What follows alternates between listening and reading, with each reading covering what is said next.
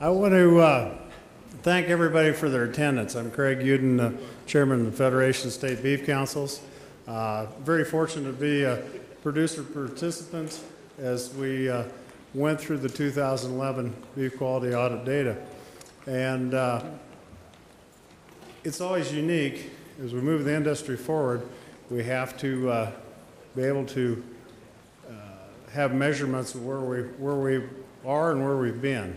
It's very unique to see the changes as we go back through all the audits that have been conducted over the years.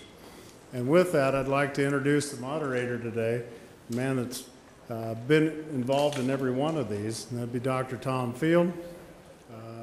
Many of you know he was with NCBA for a number of years and has moved on to University of Nebraska, where he is the director of the Engler Scholarship Program. And I would like you to welcome Dr. Tom Field.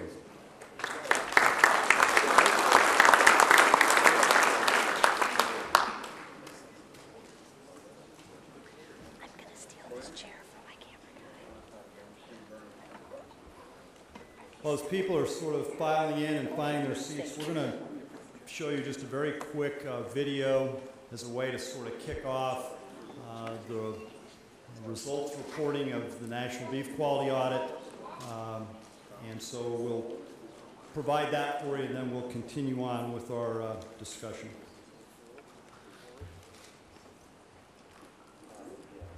The cattle industry, our industry, is at a crossroads. On the one hand, we enjoy one of America's great legacies, a history and a heritage second to none. On the other, we face a future that holds both promise and uncertainty. The Chekhov-funded National Beef Quality Audit helps us look at that story, to measure where we've been, and to map out where we want to go. The audit underscores the positive things we have to tell and documents the tangible progress we've made. At the same time, the audit defines for us specific areas that need improvement, and in improving these things, our goal is to push toward a sustainable, profitable future, a future in which we are building trust with consumers every step of the way.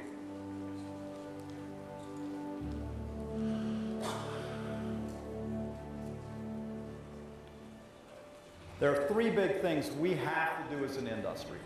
Number one, we must deliver eating satisfaction every single time to our consumer. Secondly, we need to absolutely protect, defend, promote, and enhance the product integrity of beef. In other words, all those composite traits that influence whether a consumer likes the product, trusts the product, and trusts the process that created the product, we must enhance those at every chance we get. And the third active step for us as an industry is to very proactively and relentlessly tell the beef story so that people can connect to what it is that we're doing. Our industry is a fragmented enterprise with multiple segments, with a diversity of interests and know-how. Each of these segments, from ranchers to retailers, often defines value in different ways, which results in communication barriers between them. These communication barriers are often at the root of our problems in ensuring customer satisfaction and coordinating activities between us. Well, I think one of the things that I thought was clear that came out through the audit was this miscommunication that's occurring among segments. In fact, when you define certain terms to one segment, they had an entirely different meaning for the other. So from a seed stock standpoint, that means we got to clearly understand what that commercial cow-calf guy wants and needs. From a cow-calf standpoint, he needs to know exactly what his feed yard, who's going to take his cattle and feed them, exactly the demands that he wants from those cattle. That communication, to me, is absolutely key to the success if we're going to move this industry forward.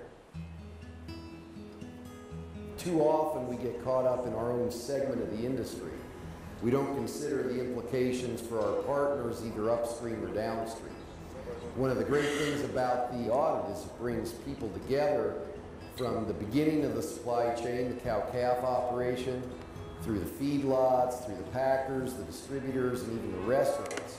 By bringing us together, we can begin to coordinate our activities and eliminate many of the inefficiencies that plague us and work together to really produce a better product. When you look at retail and food service and foreign markets and all these different aspects, the main thing is we just need to keep a focal point out there on the quality and consistency of the product, and the safety of the product is really key.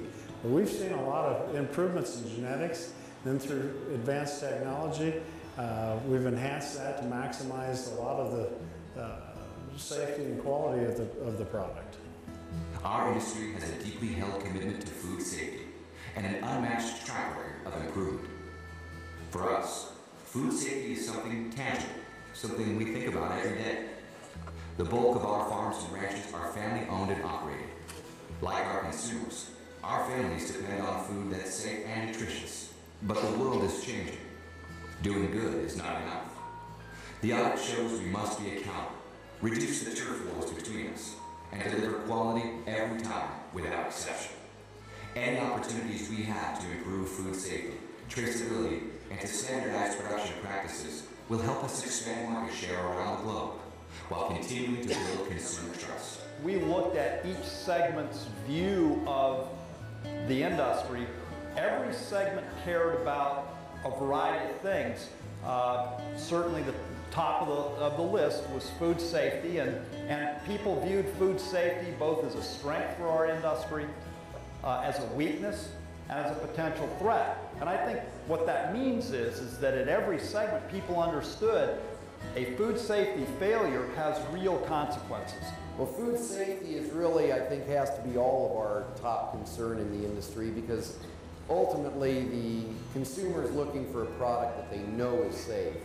And I think the industry's done an excellent job of improving our food safety, and we've got to continue to be vigilant, because even one incident of E. coli or salmonella gives the entire industry a black eye.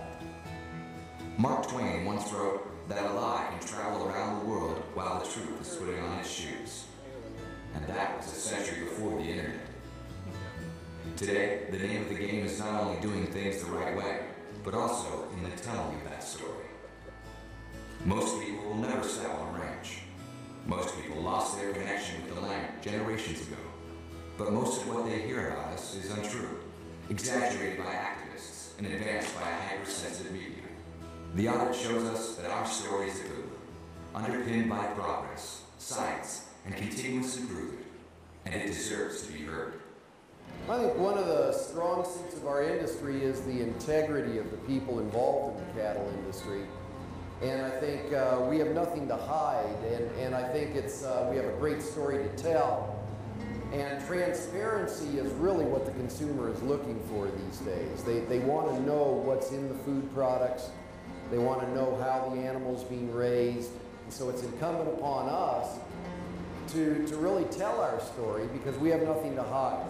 We have to do a much better job, in my opinion, really framing why these efficiencies, improvements, etc., how they lend to a better, safer product that in the end actually is more value proposition, especially as we look at a population in this world that may be doubling over 20 or 30 years. We better figure out how to do something extremely well and do it more efficiently. And to do that, using the power of science is very important. So the name of the game is, how do we do the right things in the right way every day, so that we provide this great product that lives up to the legacy and the history and the industry that was passed on to us by our parents and our grandparents. I think the most important thing that must come out of the results of this audit is not just necessarily the data or the information, but it's how do we take this information data off the shelf, look at it and say, okay, given what we just found out, how can we as producers raise the bar and improve the product we're producing for the consumer? Cattle come first, and that's what we want to tell people. When I started as a young man, I've seen many, many things change over the years, but the one thing that I've noticed is we've strived to become better, and we've evolved from the 80s and 90s to 2000s. We really have a high quality product that's very safe. Quality is hard work, and the National Quality Audit has provided for our family, for the industry, a route to measure our performance. And that's the great thing about the quality audit. It's an honest, true look at where we are as a business. And it asks the question, do you have the commitment to get better?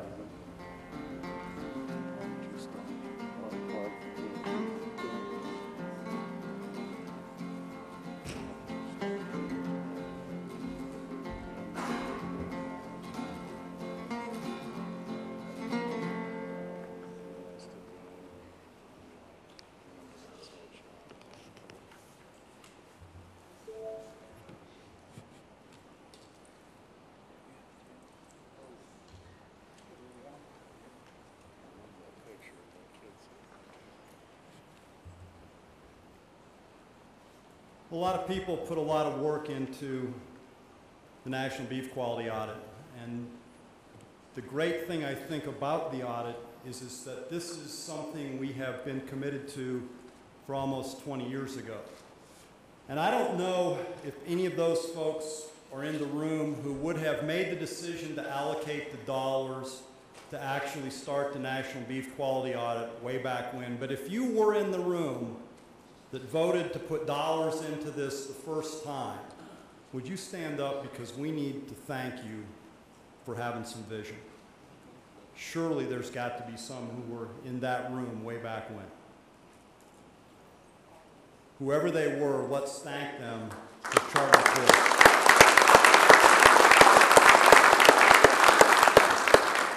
You know, almost 2 decades ago, as an industry, we stepped back and we said, we are tired of being an undifferentiated commodity where my stuff is no different than anybody else's stuff and we take an average price every day in the marketplace. And we said we're going to transform our business.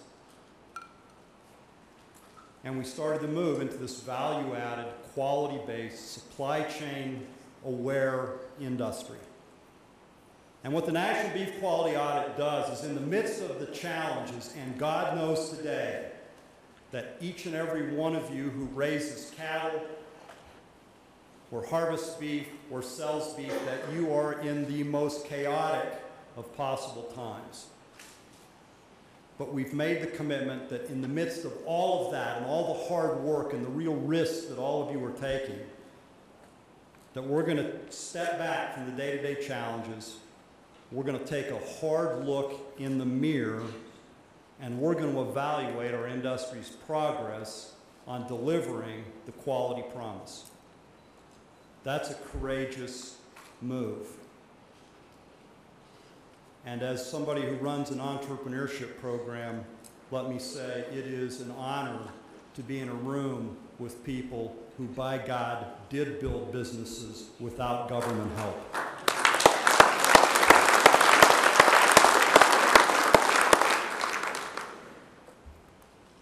Let's take a look 60 years ago at another industry, because sometimes it's easier to talk about quality when it's not quite so close to home. America was alone at the top. And for the Detroit automobile industry, it was a very heady time. A Ford Motor Company correspondent in 1952 internally said, "To the average American, our present car and its size represent an outward symbol of prestige and well-being, literally, that is unsurpassed. We have arrived. We have the perfect product." And understandably, Detroit figured it must be doing things right. They cavalierly built the cars that they wanted to build, and then in the best tradition of American selling, they pushed the vehicles on customers who usually had no choice but to buy them. Meanwhile, a funny-shaped little car called the Beetle increased its sales from 2,500 in 1953 to 420,000 units by 1966, and by 1980, foreign automakers had taken 27% of the market. Why? The fact of the matter was that domestic automobiles were gas-guzzling, boring, heavy, poorly made, and completely out of touch with the needs of customers. The once invincible automobile was on the roads. Why? Because leadership had their blinders on. If you worked for Ford or Chevrolet or any of the other big automakers, what you did is you got in a company-owned, company-maintained car, you drove to work in a town where everybody who worked in those companies had to drive a company car, and you couldn't imagine that anything wild was happening anywhere else. It's a little bit like what we do in our business sometimes. When I am at our ranch, I get the blinders on a little bit because I think everything's just alive and well in the cultural center of the universe, Parlin, Colorado. Population 8, counting the cow dogs. And I forget sometimes there about that marketplace. So there's a lesson here. Quality matters, and we know that. William Foster said, quality is never an accident. It's always the result of high intention, sincere effort, intelligent direction, and skillful execution. It represents the wise choice of many alternatives. When we did the quality audit the first time, there was a guy that we were sort of listening to pretty intensely. Mike Smith, you'll remember that. W. Edwards Deming, the guy who was sort of chastised in American management circles, but the Japanese looked at him and said, aha, he's got a solution to our problems. And he took an entire economy, an economy that one time had been viewed as the maker of absolutely the worst stuff on the planet. If it was made in Japan, you could count on it being cheap, low-performing, and it would break easily. And Deming went in and they listened and they changed their economy. Deming's message was pretty simple. Aim for continuous improvement, eliminate waste. Measurement is the key to management. First and foremost, understand and root out the impediments to quality that are inherent in your system. And what Deming said was, when you really studied lots of businesses, it was 85% problems with the system or the process. And only 15% of the time was the problem related to the skill of the people. It was the system.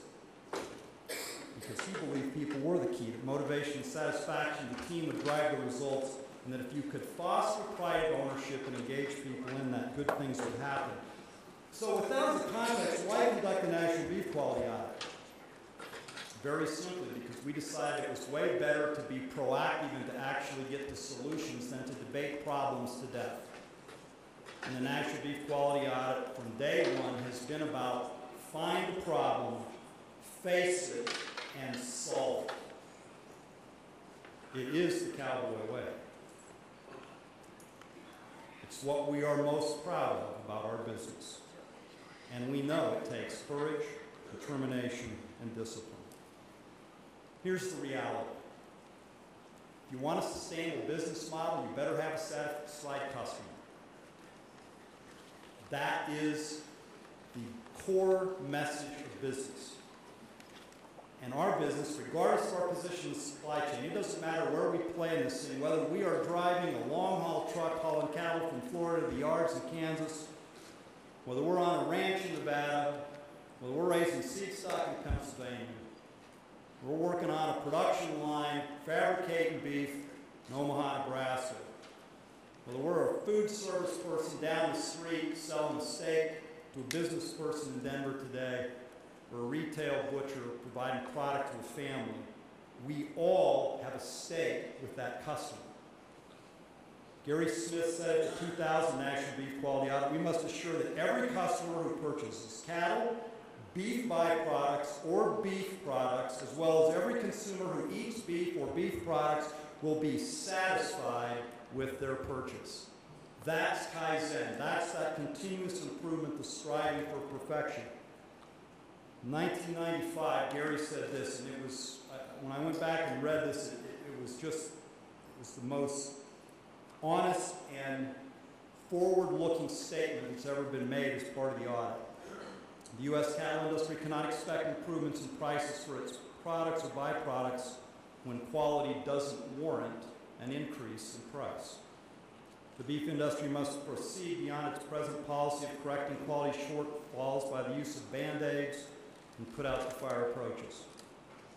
The industry must identify its quality shortfalls because one of these could result in its downfall unless the root causes can be ferreted out so the problems can be corrected. I want you to remember that bold statement. As you listen to the results, which one of those are the things that if we don't get it right might actually bring us to our knees? The National Beef Quality Audit is the result of a lot of people working hard, from the staff, Cattlemen's Beef Board, the National Cattlemen's Beef Association, the men and women who make the decisions to allocate dollars and the checkoff, all of you who invest dollars and check off, great academic institutions. And I'm not going to introduce all the individuals, but we're going to mention the schools who work so hard, and thank God we have a land-grant university system.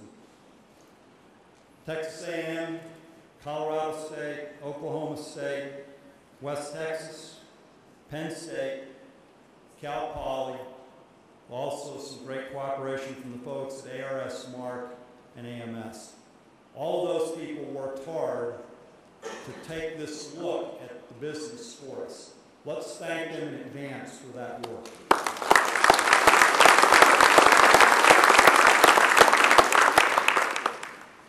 What we want to do now is share with you the results of the National Beef Quality Audit. On your chairs, you should have found some little white index cards. In each of these phases, and there will be 3 phases, as you're going through that phase, if you see something and you want to ask a question about that, write that down, and then between speakers, we'll collect those. And at the end, when we get our panel up here, we'll try to moderate that because we are limited on time to ask those questions. I will tell you this. If you stop today with your knowledge of the National Beef Quality Audit, if all you do is look at what's said today and read the executive summary, you will have missed the heart and soul of this study. This particular study requires hours of effort to dig into the data and really understand what we learned. So today is the Cliff Notes version, but school starts when you get home, because that's how important this study is. Let me introduce to you Dr. Keith Belk from Colorado State University. Keith is a senior meat scientist there, an absolute committed advocate for this industry, someone who has worked on every single audit from day one, and I think you'll enjoy hearing what Keith has to say.